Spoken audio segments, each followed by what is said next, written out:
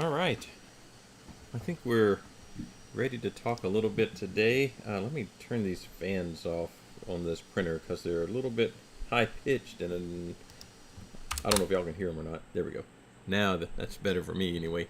Um, all right. So today we're talking about a different type of printer or a different motion system for printers, and that's the Core XY style of printer. So I've got one over here, a little tiny one. This is a Voron V0.1, so it's a tiny printer. So this whole distance here is 120 millimeters. So that's about its print volume, 120 by 120 by. You could probably get it to go down 120. Well, the bed moves down on this one. That's why I say move down. Although that's going to be right at the bottom of this thing. So it's a small printer, but it's a kit printer. Well, would I call it a kit? It's a build-it-yourself printer. There are some kits out there where all the parts are sourced for you, and I believe that's what I did with this one. All the gray stuff on here are parts I printed, and then all the other, like the hardware, is from a kit. I can't remember where I got the kit from. It's been a couple of years, so I'll have to look around and see exactly where the parts came from. It'll come back in a minute, I assume. But anyway, this style printer is different in the sense that it uses a different motion system. So you can see these belts. Here's one. Here's another one back here. These are the X and Y motion system. So if I zoom out a little bit there, there's a stepper motor here, and then there's another one just off the side here. Kind of hard to see. There it is, over there. And those stepper motors are driving these two belts. You can kind of see they're parallel right here, and they're combined together. They're the A and B stepper. So combined together, the A and B stepper cause your. I think it's locked right now. Yeah, I gotta release the motors to be able to move it. Let's see. It's running clipper. So motor's off. There we go. So the two belts moving together cause it to move in the XY plane. It's a little wobbly because the table's wobbly, so don't think the printer's wobbly, but the whole table it's sitting on is wobbly. So that has a couple of advantages.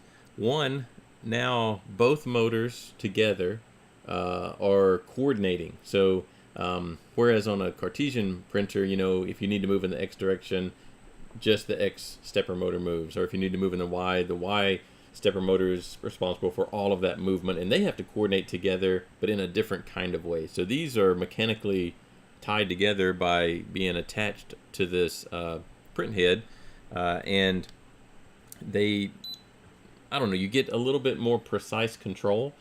Another benefit here, not specific to Core XY printers, but to a couple of different kind of printers, is that your Z direction is the one that moves up and down. So the bed just drops down. It doesn't have to move back and forth. So there are some versions of this where the bed itself stays completely flat. It doesn't move at all, and the gantry and the XY motion move. That's not this style of printer, but there are some like that, where here, since I'm not having to move the bed back and forth. Now this is a tiny bed anyway, but if you can imagine if it were a bigger bed, since I'm not having to move all that mass back and forth, I should theoretically be able to get higher print speeds. And so that's generally the idea with these printers, is that I've got solidly mounted A and B stepper motors controlling the XY motion. They coordinate together. Hopefully they reduce the backlash and everything that might occur with independent motors. But they coordinate together, and they drive my print head in the XY direction. This is a Bowden style printer, although I don't have the tube actually connected right now. So the filament's just going in. Actually, no, this is not a Bowden style. Some of them are. I forgot, this one's a direct drive. It just has a guide tube that sometimes I use, sometimes I don't use. Right now the filament's just dropped right into the top. There's actually a tiny little stepper motor back here, this little guy right here, that is a geared stepper motor. So it doesn't by itself have that much torque capacity. But when you gear it down to, I don't know what ratio it's at, but there's a gear system in there that will take the available torque from this really small stepper motor and multiply it to the point to where I can actually feed filament in well enough to, print parts. So it is a direct drive. Feeder stepper is right here, and then the hot end is right behind this fan. I've got 2 layer cooling fans, one on this side, and there's a mirror image on this side. There are updated versions of this printer. This is the Voron 0.1. Let's see if I can find what number they're on now.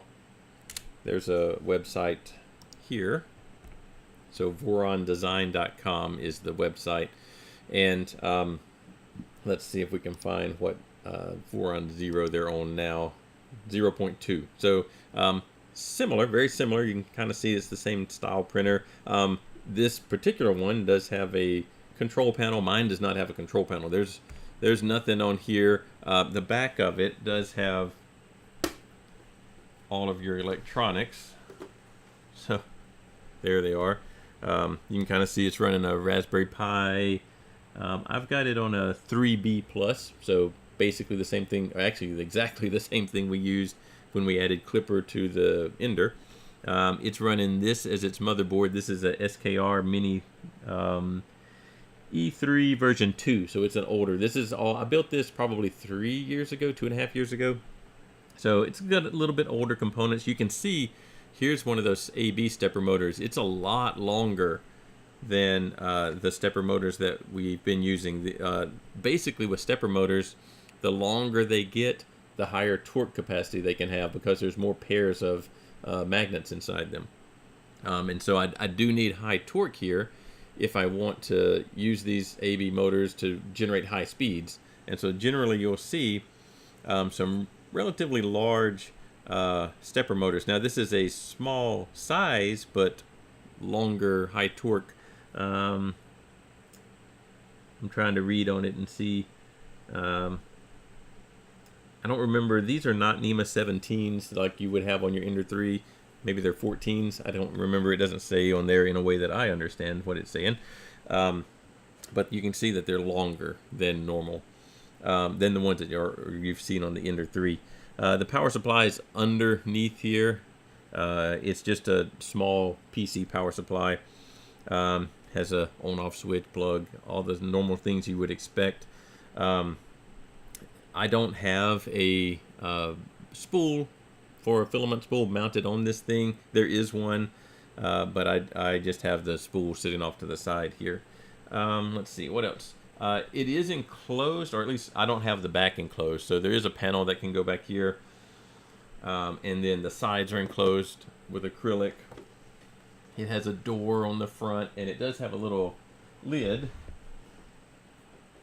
over here, so different little lid that you could put on, so that if you wanted to, you could enclose the print volume here and print some of the materials that need an enclosed space to work well. I typically only print PET and PLA on this printer, but you could theoretically print some ABS.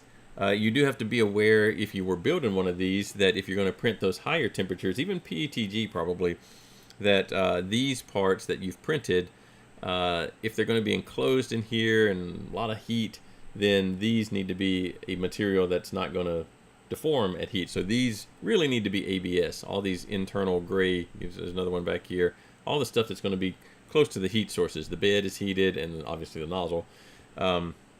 Then you need to print them out of something ASA or not PLA, ASA or ABS.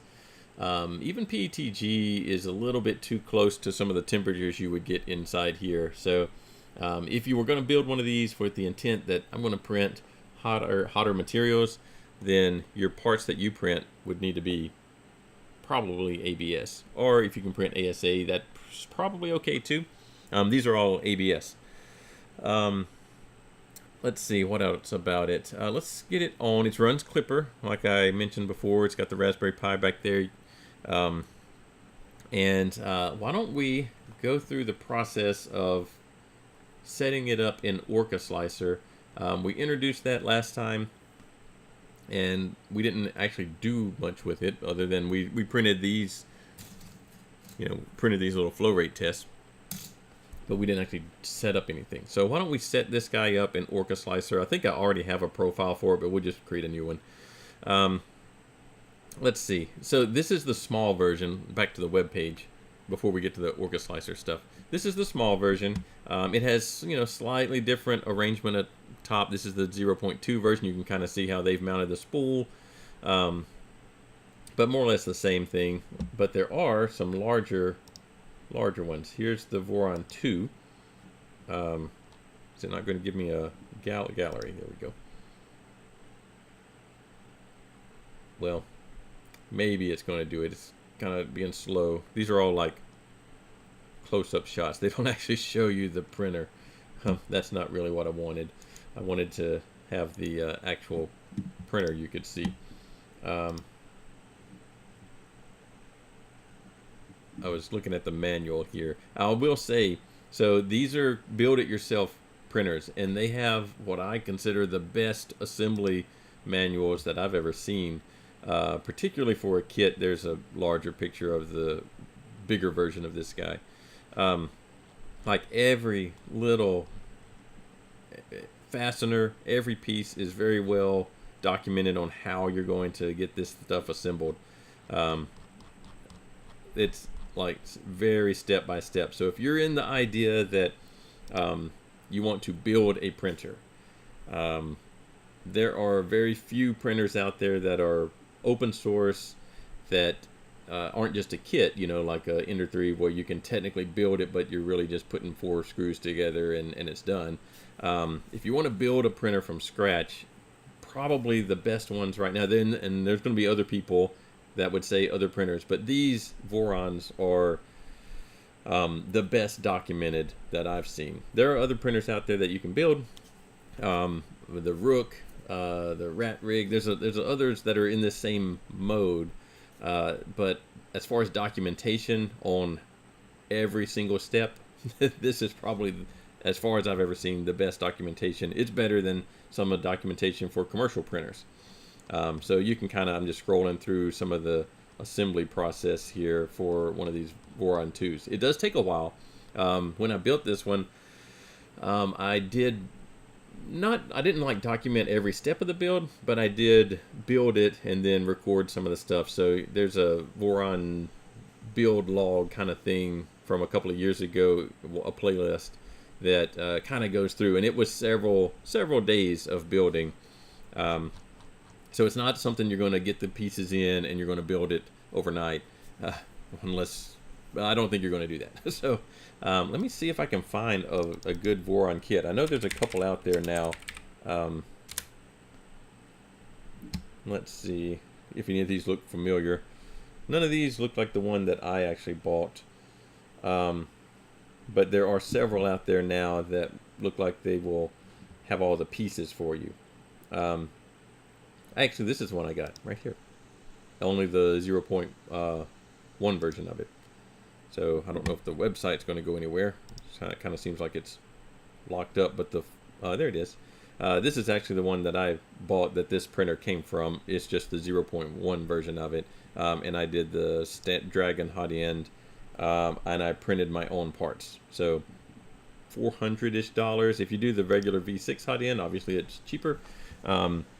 One of the things about these printers is that you're trying to print at a higher speed, and so you probably need a higher flow rate.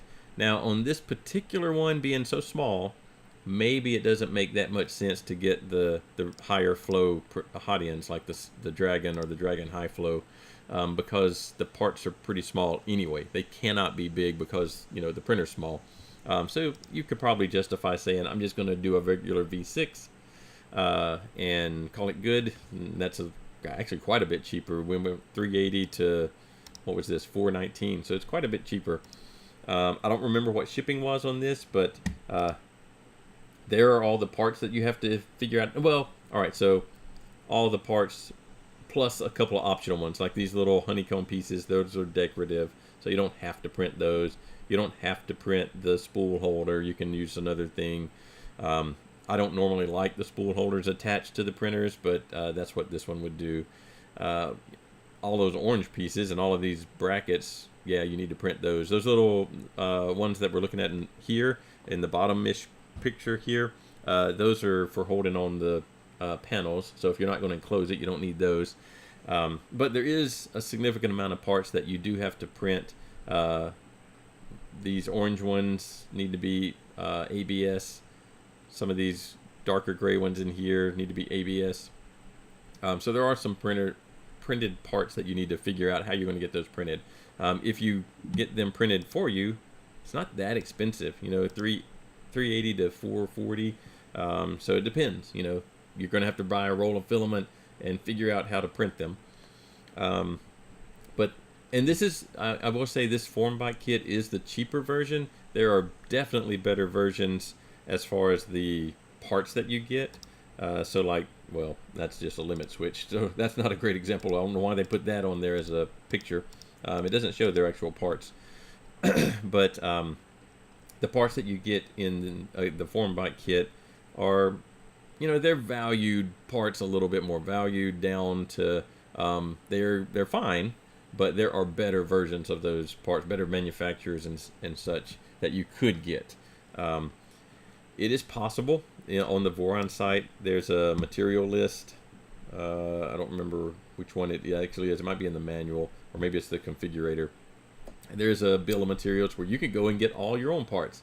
That's probably going to be more expensive in the sense that some of the parts are things you're going to have to order, and then you end up with individualized shipping, and so it ends up costing a little bit more. I think if I were doing it, I would, and I didn't have a warehouse of parts, then I would get one of these kits. Not necessarily the Formbite, that is the one I did get, but there's an LDO. This is one of the higher end kits. Higher end being that it has better stepper motors, better linear rails, so better hardware. Here you can kind of get a idea in this one. That's apparently from Amazon. You can get a kit. I have not ordered one from Amazon. That's interesting. I don't know. It says it's a full kit. Oh, it's the motion kit. So not the full. You have to be careful with some of these because they're, you know, a lot of different pieces here. Actually, there's some CNC parts. So you do have to be careful. Full kit of one part of the printer. So the LDO kit is a good one. A lot more expensive. This is one of the bigger printers though, right here. Some of the kits don't come with the controller or the Raspberry Pi, so you have to make sure, are you getting that also, or you won't have to supply that separately. The Formbite kit, it worked fine. It had every piece, and a couple of extra spares for the smaller stuff like nuts and bolts. And so it's a fun build. It is a lengthy build. It's a little bit, I wouldn't say tedious, but there's a lot of stuff that, you know, you got to go through that manual and pay a lot of attention to what you're doing. But if you want to learn building all the pieces of one of these printers basically from scratch, this is probably the best way to go. Another one that costs less is, if I can find it, let's see. This little printer I've built this one. I never finished like configuring it, but I did build this one. This one is mostly 3D printed, and the parts are made in a way that where an ender can print most of the parts. Same thing, if you're going with a heated bed, then this little bed support does need to be out of a material that can withstand that heat. But if you're just printing PLA out in the open, you know, you don't need to heat the bed, then all of this can be PETG or PLA parts. And this one is very highly 3D printed, so you can save a little bit of money on the parts. You still do have linear rails and bearings and belts and stepper motors and all that kind of stuff that you have to round up. But it does have a couple of, now I see there's a couple of different kits here that you can get. Let's see how much one of them is. Slightly cheaper. Actually, it's on sale right now apparently. But 260 for the kits. I think that's not. Oh, well, it's sold out apparently. But I think that's no printed parts. It's just the hardware that you need. So there are some of these kits out there at a variety of price ranges if you want to try building your own thing. It's a good learning experience. In fact, when we first started doing this class, that it wasn't these kits, but the printers, just the things that were available, were basically this kind of thing where it was a box of parts and you had to go and assemble it. And it's a really good learning experience. It's a lot more going on. You know, you do have to have some ability to assemble these things. Tool wise, it's not a tool limit thing, but it's just a you know, maybe an experience or whatever. So they're good kits if you want to try and build something. All right, so we were going to do Orca Slicer, set up Orca Slicer for one of these things. So I've already got one set up, so let's set up a new one. So this is not specific to the Voron. This is how you would add a printer to Orca Slicer if you wanted to use this as one of your slicers. There's different reasons you might use different slicers. Some of them are easier to integrate with Clipper. Some of them have actual different features. Some slicers have different slicer algorithms. So the actual algorithm, when they go to figure out the motion path and the for every layer, is different. So you might prefer one or the other, or maybe one does supports a lot better than what the others do for the application you use. So it's probably worthwhile once you've printed for a while. Maybe you've just been using Cura. That's kind of what we started with here, is we just did Cura.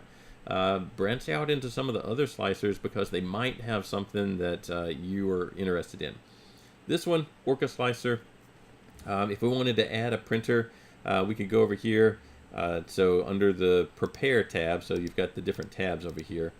Prepare, if we click the little Edit Preset button, actually no, not the Edit Preset button, the drop down, that's if we want to edit the one we already created. The little drop down over here, there's Create Printer. You can kind of see some of the ones I've already built in here, but we want to add a new one, or we can get rid of some. But Create Printer. So it opens up this window, and there's a option here. Maybe what I'm doing is I just want to have one of my printers, but I have nozzles that I change out. There are some printers where the nozzle change is actually relatively straightforward. You know, you don't have to heat it up and unscrew things and all that kind of stuff. Let me see if I can find one of those. I don't have one of these nozzles on any of my printers. I think, oh, what is,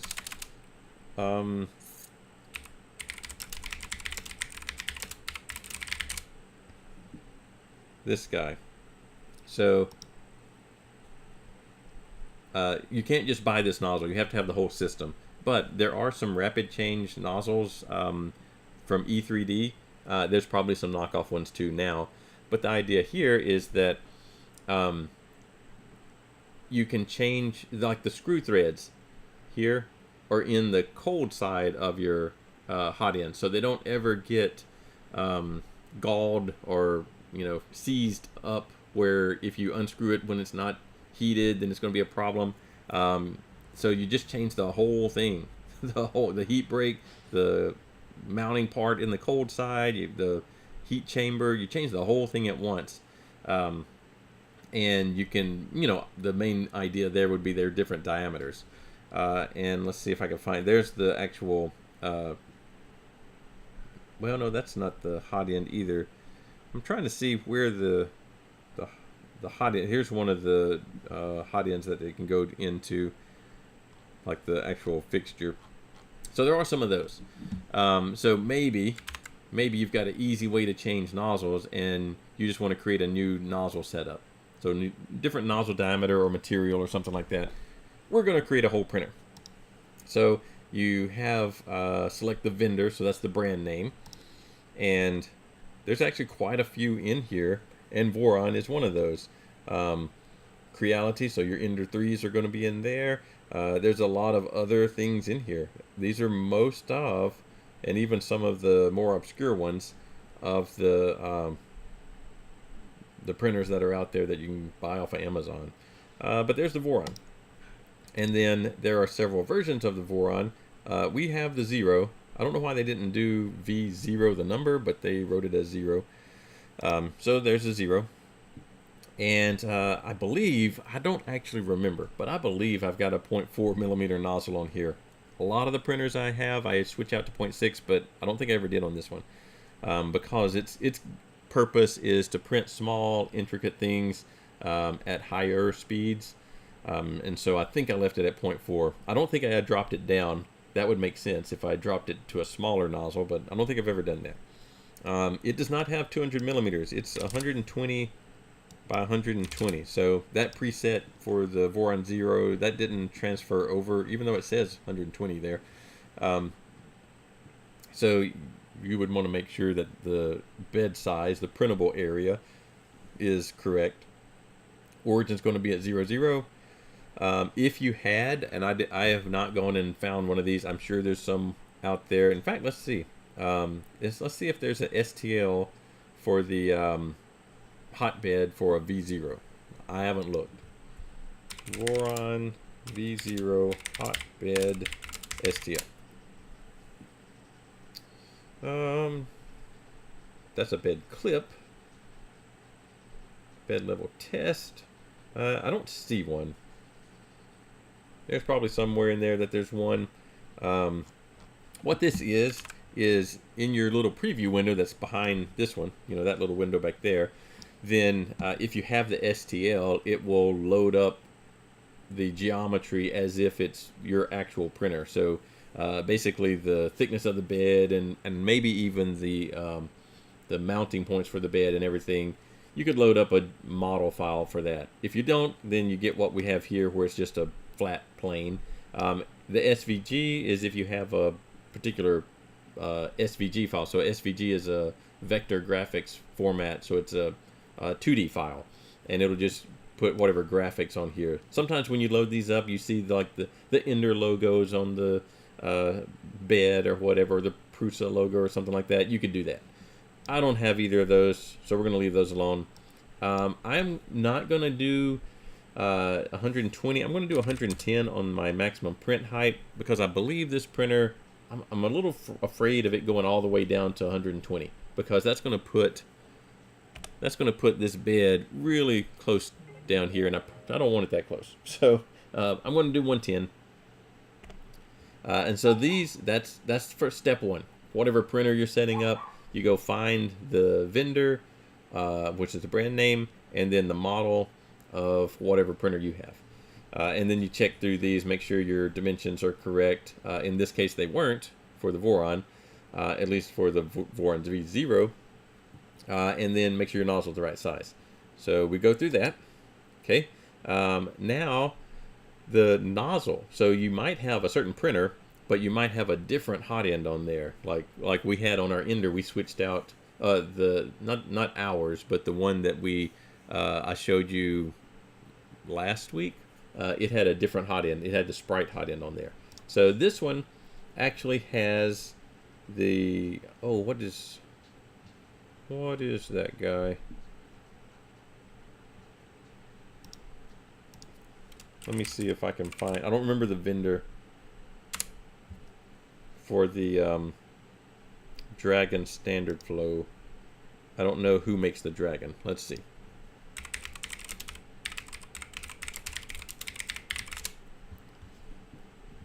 Fadus. No, that's the Dragonfly.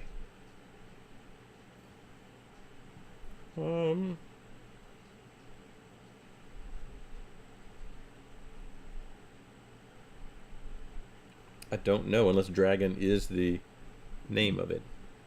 Oh, it must be Fadus. Fadus Dragon Standard. Alright, so let's see if there's a Fadus in here. Let's see. I do not see them, unless they go by another one here. You know, I don't actually see. There's Voron, so it's we could go with that. Yeah, it's not any of those, but so let's say that it is the 0.1, the Voron 0.1 with a 0.4 millimeter nozzle. We can do that. we'll do that. So if you had a particular setup, you could put it in there, I guess. Here we're talking about the materials I plan on printing. I'm going to create them based on the current printer. Or if I wanted to just use a generic template for these materials, I could do that. But if there's a particular thing about this printer, maybe there's some more specific settings for these materials based on this printer. So I'm going to go from printer. I might print ABS on here. Definitely will print PLA, maybe TPU. It is a direct drive printer, so normally you're not printing TPU at high speeds, but I will go ahead and put it on there just because I might want to. It's sort of enclosed, so maybe I'll print ASA. I don't know. And I definitely will print PETG, carbon fiber PLA. I don't know. I'll leave these. So you could select them all if you wanted to, but then it gets a little cluttery. What these are going to do is over here, when you go to, on the left-hand side, when you go to pick a material, it'll pre-populate with whatever you've checked over here. I probably am not with a 0.4 millimeter. I'm probably not going to print 0.08 line height, layer height. I might do 1.2, 1.5, 2.8, 2.4. I'm going to collect all of those except for the 0.08 just because I don't think I'm going to try that thin of a layer without changing the nozzle diameter. So we will create that. So it says that I've already got a preset with this name because I didn't change the name. So fine, I'll overwrite it because I haven't tuned it at all. So we'll just overwrite the existing one. So now go to the printer settings to edit your presets. All right. So the basic information, printable area, we've kind of already put that in there. We could put the if we had found a particular texture image we wanted to put on here, or a model that represented the bed itself, like a physical model, geometry model, we could put those in here. We could change up those. We already set those though, so we don't need to change that. If there's some unprintable area where you don't want to let parts be printed, they give the example here. If you're doing filament change and you've got to cut the filament, then there's a area where you can't print because that's for something else, nozzle changes, stuff like that. We don't have any of that. We could enable this, multiple bed types. So if we wanted to have specific settings for PEI versus a glass bed versus a build tack surface or something, I suppose we could use that. I actually am not 100% sure what. Oh, let's read. Let's see. Yeah, it's different. Smooth, textured, cool. Yeah, so yeah, that's good. We do change out the beds. This one does have a magnetic bed, and I'd said I didn't have any smooth PEI, but there is one. There's one on the bottom of that one. So, you know, will I ever put anything other than this on here? Probably not, because it's so tiny. I probably am not going to do anything other than that one. But we'll check our option that yeah, we'll enable that. So the nozzle volume is more if I am changing out filament, like as a multi-material setup, because you need to know how much filament is in the nozzle so you can purge it out between changes, but I'm not doing that. So this is like, where do you normally want your part to start printing? Like if you drop something on the bed in your slicer, where do you want it to show up? So 50% of X, 50% of Y is the direct middle. That's normally where you want things to start, but you know, there might be reasons why you want one corner to be where you print most of your parts. We're just going to leave the middle. This is, again, a tiny bed, so we don't need much. This is useful if you're having not layer adhesion, but first layer adhesion issues, and you need to add a little more squish. You could do it right here. You could set your Z offset to some number to get the nozzle closer to the bed or further away from the bed. This printer doesn't have, there's no sensor on this particular one. So this is reliant on me getting the bed level. There, there's a leveling screw here, one back there, and one on the other side, so it has 3 leveling screws. It's a really small bed anyway, so I don't think there's much need for bed mapping on something this small. So that means I need to go in and manually level everything, but it means that I might need to go in software and change the offset a little bit to get it perfect. So you could do that there. I am running Clipper, so we'll leave Clipper in there. These are just when it generates a thumbnail that shows up on your screen, if you had one, or in your Clipper control panel, how big are they going to be? Firmware retraction, if we wanted to let the printer control retraction, or if we wanted retraction in the G-code itself. I'm going to leave the G-code retraction. If we wanted to have, it costs me so much in electricity, so I have to run this machine and it takes power, electrical power to run it, you could factor that in here. So that's more if you're interested in really dialing in profit margins on a print farm or something. I'm going to leave that at 0. Cooling fan is, do you kick the fan on instantly, or do you have some ramp up time for it? I guess if you had a large cooling fan. So one of the things on these printers, this is a small one, but usually these are meant for really high speed printing.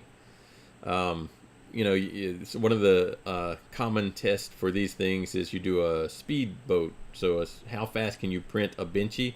If you've been printing the benchies as part of class or something, it takes 45 minutes or an hour, or maybe even longer depending on your settings, to print one of those little boats. These things, you're trying to print that benchy, a nice one in 10 minutes, and then a recognizable one in a couple of minutes. Not that nice of quality, but one of the things that those need at that print speed is an enormous amount of cooling. This printer just has the cooling fan here and here, so it does have fans, blower fans on both sides, but they're small. But you might have like big massive fans over here that blow air across the whole bed surface, and those larger fans, you have to ramp them up a little bit versus just instantly kicking them on full speed. So if you're doing that, then you've got some ramp up time in here. This printer doesn't need that. It has tiny little fans, so we can have essentially instant on and off. Let's see. Here is some clearance issues. If you're doing, now on this printer it doesn't make sense, but if you're printing, I don't remember, sequential printing. So you have a bed full of parts, you've got parts all scattered on your bed, and you want to finish all of one part before you move to another one. Then you need to know how big the nozzle is and what kind of space there is around it, clearance-wise, so that you don't crash into the other parts that have already been printed.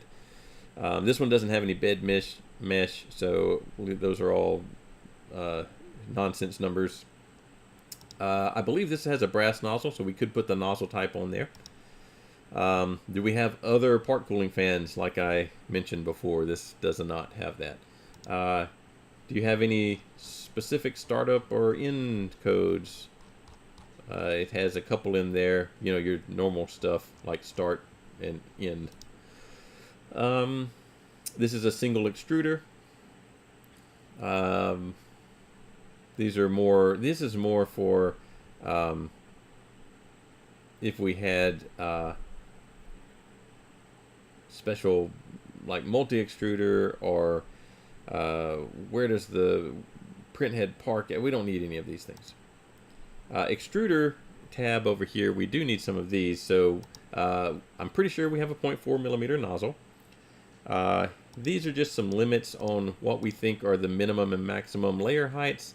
In general, I do 25% of my nozzle diameter for the minimum and 75% for the maximum. It looks like they went slightly over to 0.32.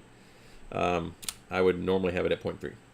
So maybe we'll put 0.3. Is there any extruder offset that we need to account for? That's usually if we have a probe or something like that, but I don't. Or no, that's if I have probably if I have two extruders. One of them's offset from the other.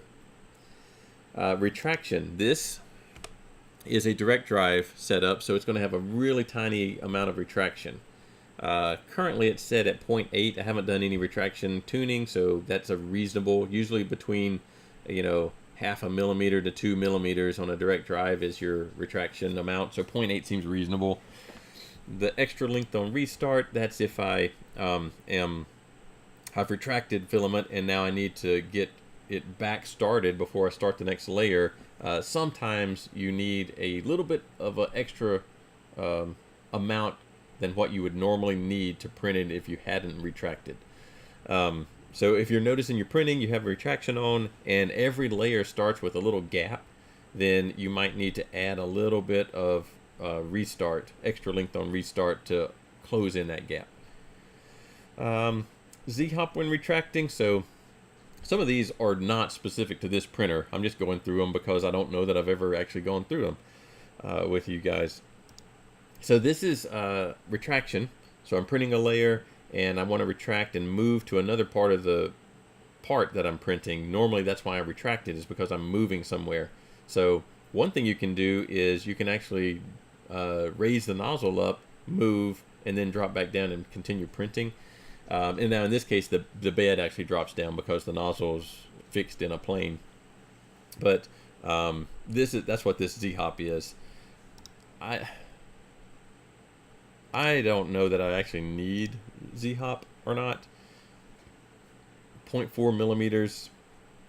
We'll leave it on. If we notice some retraction issues, we'll come back in tune with that. These are retraction speeds. Those are pretty low key speeds there.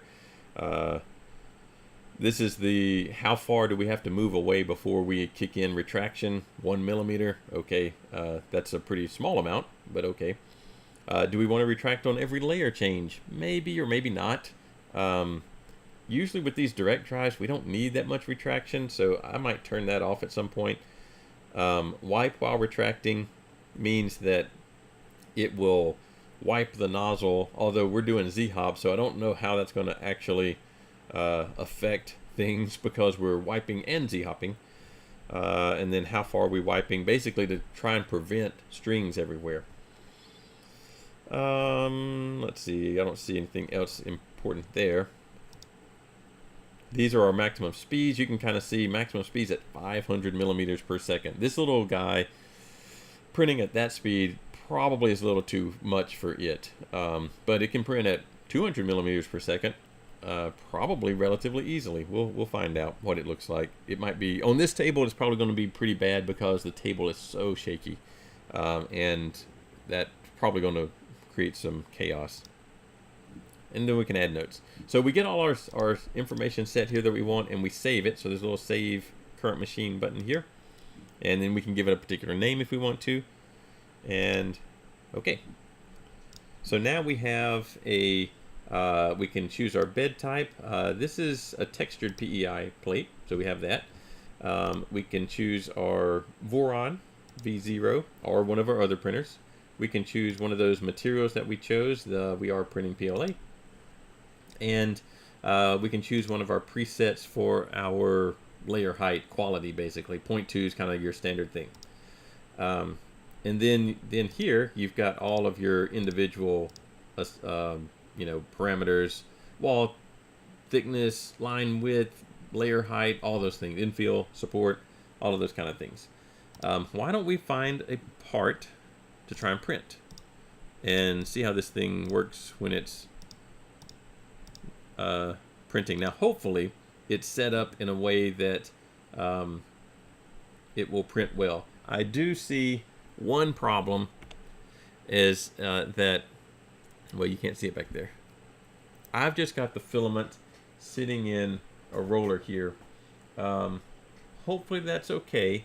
But one thing that these things move, you saw the accelerations were like 20,000 millimeters per second squared. So they can move really fast. and there's a possibility that if I don't have a lot of slack here, it's gonna, jerk that thing, and it might overpower this guy, and I get some layer shifting. So I'm not too keen on what I'll do with that.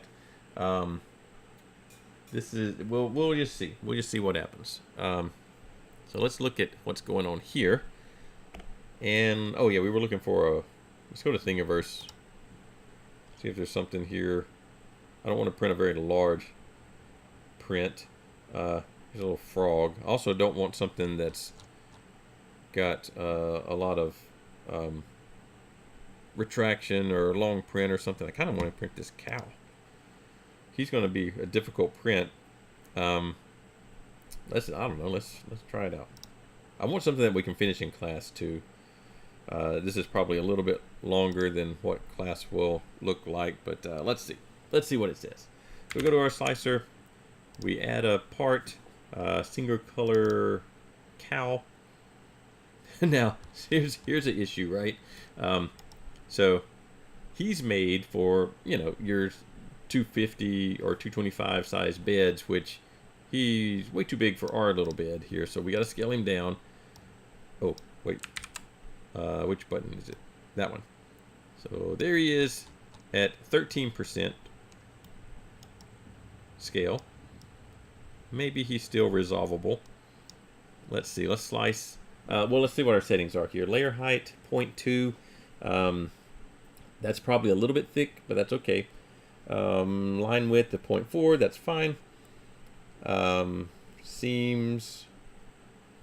Okay. We haven't talked about this one. This ironing does not really apply to this model, but if you have parts that have flat top surfaces on them and you don't like the 3D printed look, the little zigzag lines on top of your print, you can turn on ironing, and most slicers have some version, and most of them call it ironing. And what it does is it will use the nozzle as an iron, so the heated nozzle as an iron. Sometimes it extrudes tiny amounts of filament. You can control that amount, and it will trace over the top layers of your part. So only the flat ones, only the top flat layers, and iron them. And it actually works pretty well. This part doesn't really have flat top layers, so it wouldn't do anything. But you can actually smooth out your flat surface parts if you want to. Here's one of the options here. These are two different algorithms for figuring out the wall G-code. One of the things that in the classic one that can happen is if you have like sharp angles, it doesn't necessarily fill in the angle very well on the classic mode, and Arachne is a little bit better at filling in some of those corners, particularly on outer wall type of things. I'll leave it on Arachne, and that's fine. Let's see, there's just your typical things. All right, so the way Orca Slicer divides things, sometimes you have to think about where did it put this feature.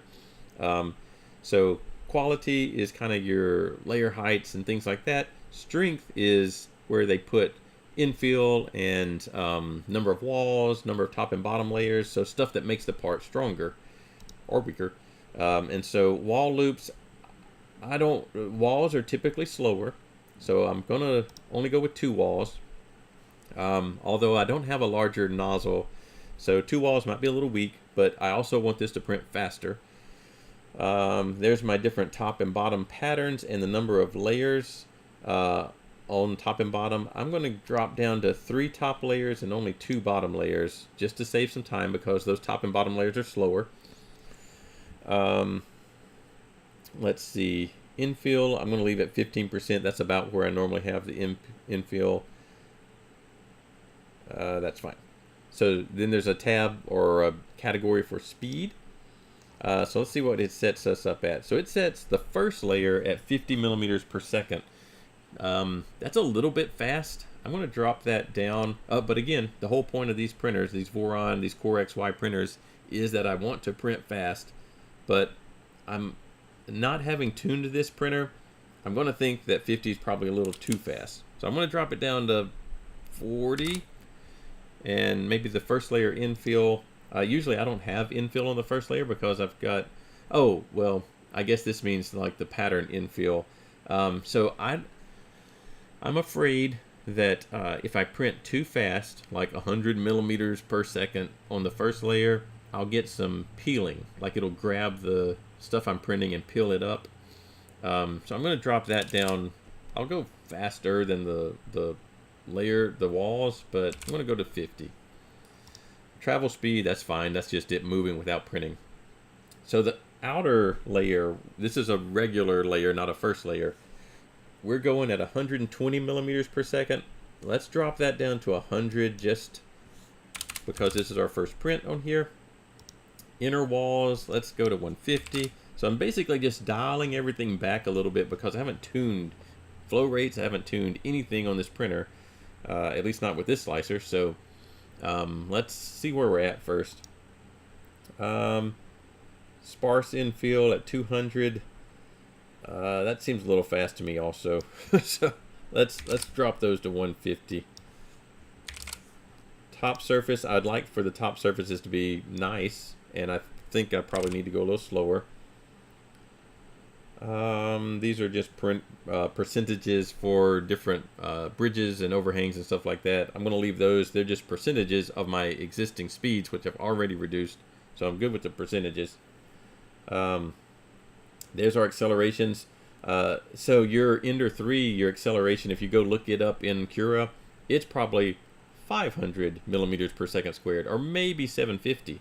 But here, we're starting at 5,000 for our accelerations.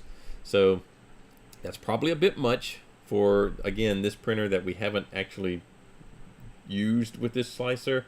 I'm going to leave it there, but that's probably a bit much. We'll see what happens. Jerk is the derivative of acceleration, and these numbers are high-ish. Like in your Ender 3s, these are probably 3 or 5, something like that, and these are double and triple that. If we want support material, I think this is designed to not need support, it looks like. So I'm going to, I think it's designed where it doesn't need support. There might be a little bit of support that it expects to have. I don't know. Even that looks like it probably is okay.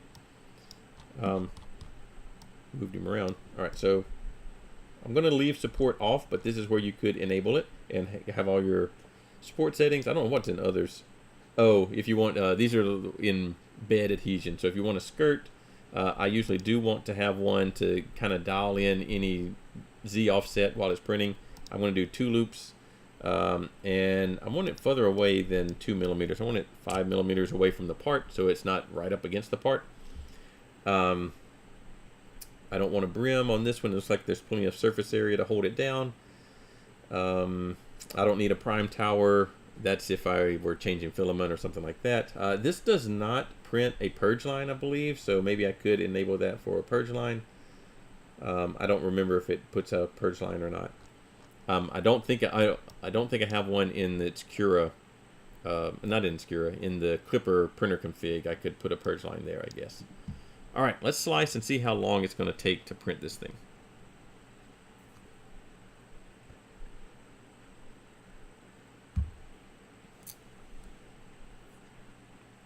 It says an hour, so that's not horrible. We can't finish that in class, but we could get it started. Let's just preview and make sure there's our 2 skirt lines around there. Get that thing out. Oh, how do I get that out of there? I don't know how to hide that. So, I'm just going through. It looks like there's quite a bit of infill, but it all seems pretty reasonable. All right, so the printer's on, I think. Yes, printer's on. And it's running Clipper, so we are going to be able to, in Orca Slicer, if you want to send your part... Oh, hold on, my camera. I haven't been showing anything on that camera, but y'all know it's weird when it's just frozen there. So, when you want to send your part directly to Clipper from Orca Slicer, other slicers can do this too, but here's in Orca Slicer, you can see this little wireless logo up near your printer name that you've selected. You can go here. Oh, actually, I don't have it filled in, so I couldn't do it. If you know your IP address, so remember you'd have to go in and find the IP address. This one is just the local address. I think that's it. Yes, at least that's one of the printers. So something's about to be connected. You can just tell it that, hey, I'm using one of these hosts to connect to the printer wirelessly. This one would be Clipper or Octoprint. Give it its IP address, assuming you know it. And then if you had other passwords or anything, you can put those in there. And then now when I have to reslice it because it's going to send it directly to the printer. All right, so now when I click the print button up here, I get the option to upload and print, and it'll just send it to the printer. So I already have it over here, and you can kind of see it received the file. It's started to heat the bed. You know, I didn't set up a material, so I don't know. Let's look at what material I used. Oh, okay, so it's PLA. It's going to print that PLA pretty hot, 220. Now, it's printing hotter because it's trying to do a higher flow. You know, the Voron profile. Yeah, I'm using the Voron profile for PLA. It's assuming you're trying to print faster, so that means you need to print hotter in general. So that's why it's up at 220. That might be a little bit much, but we'll see. We'll see what happens. So it's heating the bed right now, and then it'll kick on the extruder, and then we'll switch over to the overhead view to see what it does, what it looks like when these things move.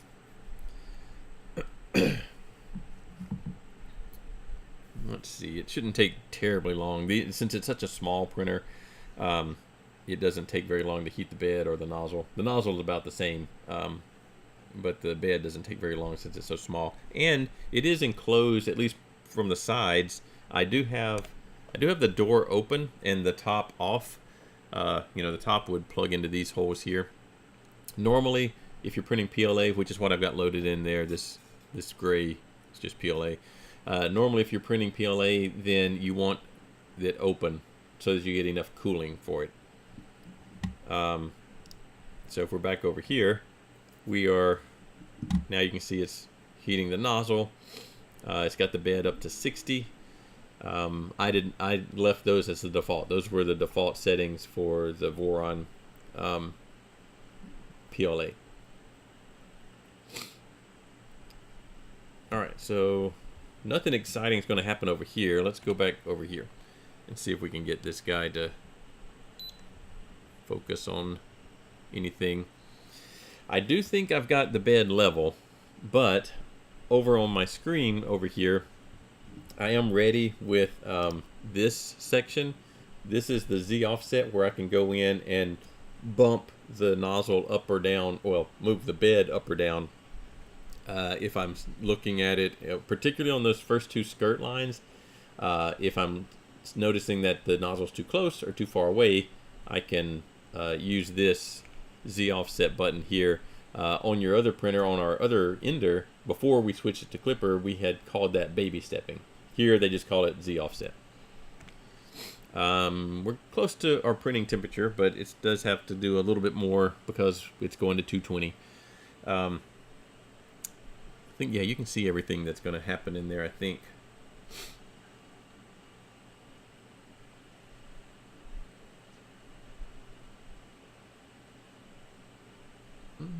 We're at 209, 211.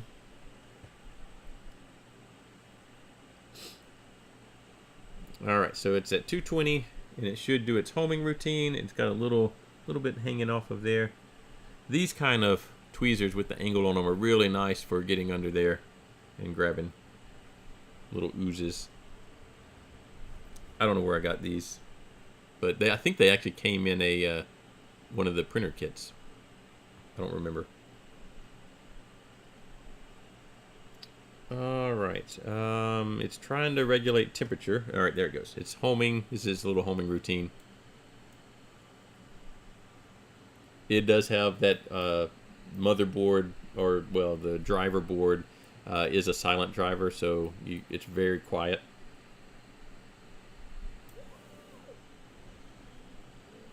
All right, so I'd say that looks really actually nice. This back here is maybe slightly raised, so I might try to tweak here, and I need it to move out of the way so I can see what's going on over there. Remember, we slowed down this first layer, so this is the slow. I don't remember what we set it to, but 50 or 40 or something. I did see a little bit of over extrusion, so I don't know if you can. I don't know. Can we get close enough to see that?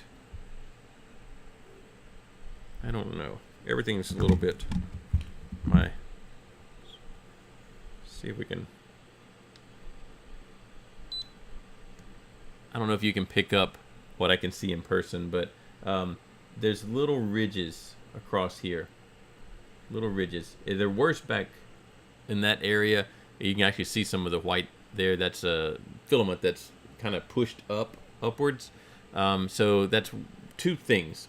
One of them is over extrusion, which I haven't done flow rate on this printer, so it could easily be that. The other thing is nozzle too close to the bed. So based on the skirt back there, it does look like it's a little bit close. So I'm going to bring this corner down, that corner down a tiny amount, just to try and adjust for that. You know, up here we're better.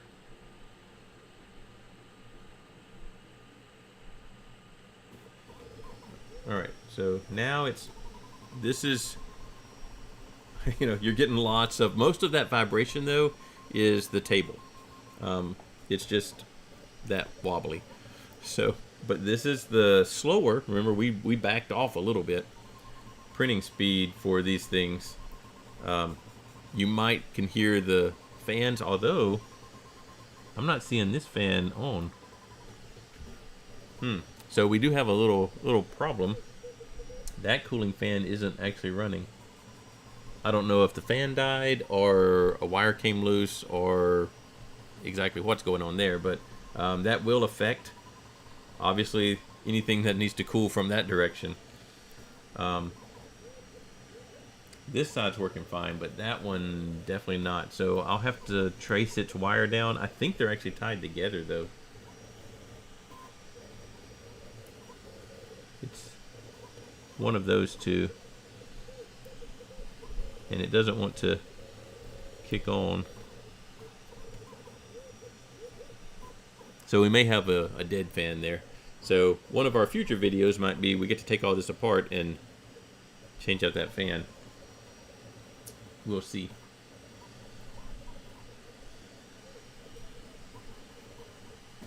I'm pretty sure I tied them together. I'm off screen right now where I'm at, but pretty sure they're tied together, and this side's working, that side's not, so that fan itself might be out of commission. There's nothing special about the fan, it's just a little blower fan, so we'll just have to find a replacement one. But you can kind of see we're already making progress on the actual part we're printing here. I don't know how many layers. Let's see. We're already 1 millimeter and 1.18 millimeters up. It's at 0.18 because I have it dropped down a little bit to get enough squish in there.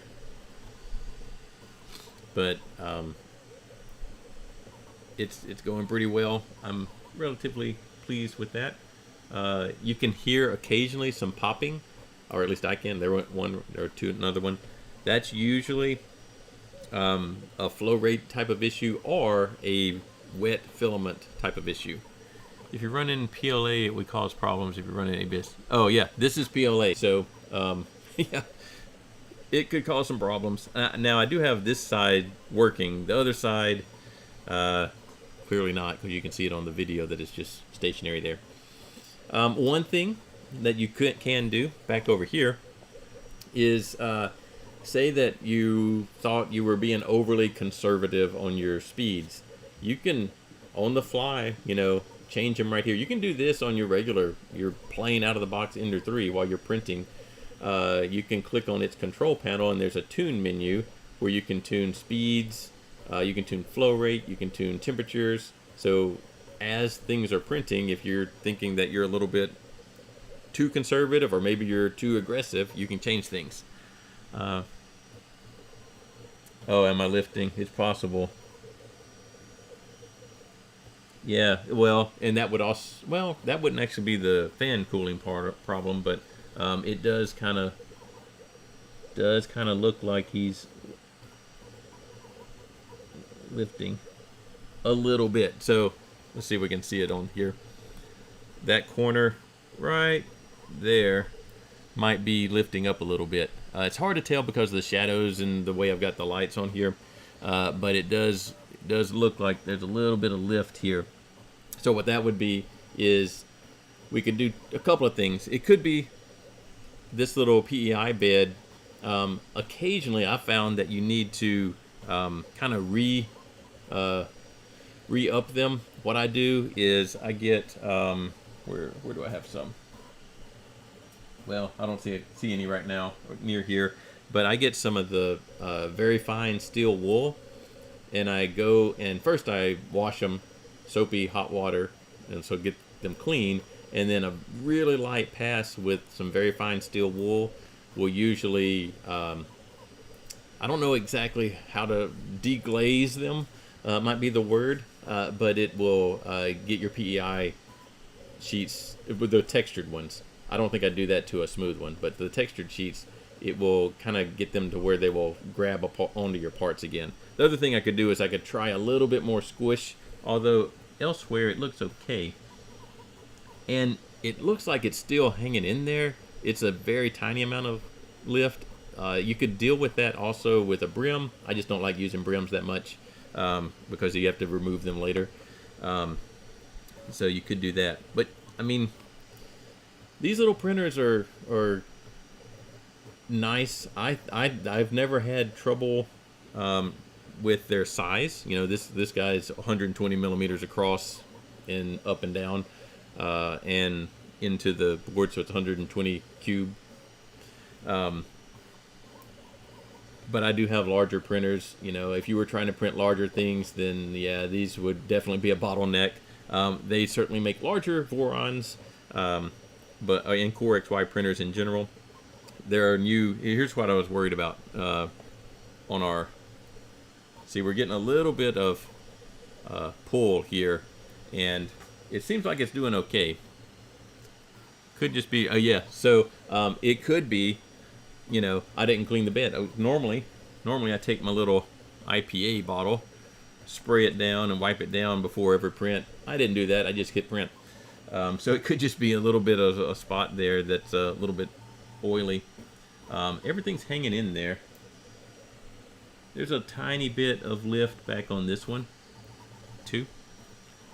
But if you're at all interested in not just printing, but you want to know how the printers work, the V0, price-wise, the V0, the Rook, Rat Rig, there's some really, you can learn a lot from building one of those. The Rook is the cheapest one. It's got way more printed parts than the others, and it's a really good little printer too. I like the V0. It's a little bit more complicated of a build than some of the others, but you really learn a lot on how these things work, and being able to assemble these things. You don't feel so scared if something goes wrong, like my fan goes out. You don't feel like, well, I can't fix it, it's broken now, because you built the whole thing. So I think they're a good next step after you've done some printing, with the out-of-the-box printers. They're a good next step. The other way you could go is there are commercial versions of Core XY printers. Bamboo Lab, Creality has one. There's a lot of, I think Prusa just released one. So you could just go buy a Core XY printer, and if you just wanted to print fast, you could just do that. And they work really well. So I don't know. It's just the next thing I thought about for what we would talk about on Wednesday. We'll be back 9:30, and we'll talk about something else. Maybe this guy will be done. Hopefully he'll stick around long enough to actually not peel up and finish the print, so we can look at him, see how the quality is on Wednesday's stream. So I'll see y'all then.